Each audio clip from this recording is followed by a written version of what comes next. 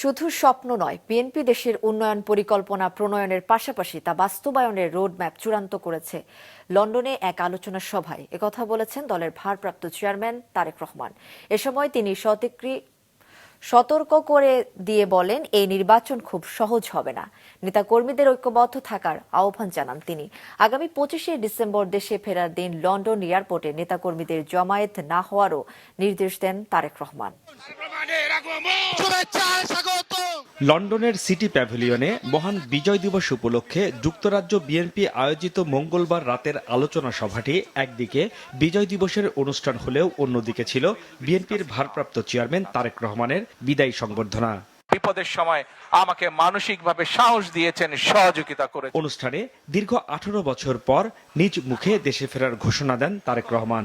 25 তারিখে ইনশাআল্লাহ আপনাদের দয়া আল্লাহর রহমতে আমি দেশে ফিরে যাব। কিন্তু এখানে উপস্থিত, এই ঘরে উপস্থিত প্রত্যেকটি মানুষের কাছে আমার অনুরোধ, দয়া করে কেউ আপনারা এয়ারপোর্টে সেদিন যাবেন না।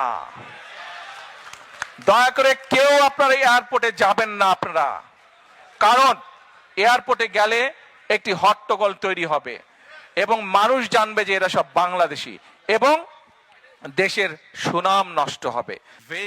দেশের ষড়যন্ত্র থেমে নেই, এই নির্বাচনও খুব সহজ হবে না উল্লেখ করে দেশের মানুষের ন্যায্য অধিকার ফিরিয়ে দিতে যে কোনো মূল্যে সবাইকে ঐক্যবদ্ধ থাকার আহ্বান জানান তারেক রহমান। সামনে কিন্তু আমাদের কঠিন সময়, ষড়যন্ত্র থেমে নেই এবং এই নির্বাচনও কিন্তু খুব সহজ নয়। কাজেই সকলকে ঐক্যবদ্ধ থাকতে হবে। ঐক্যবদ্ধ থাকলেই আমরা বাংলাদেশের জবাবদিহিমূলক ব্যবস্থা গড়ে তুলতে পারবো।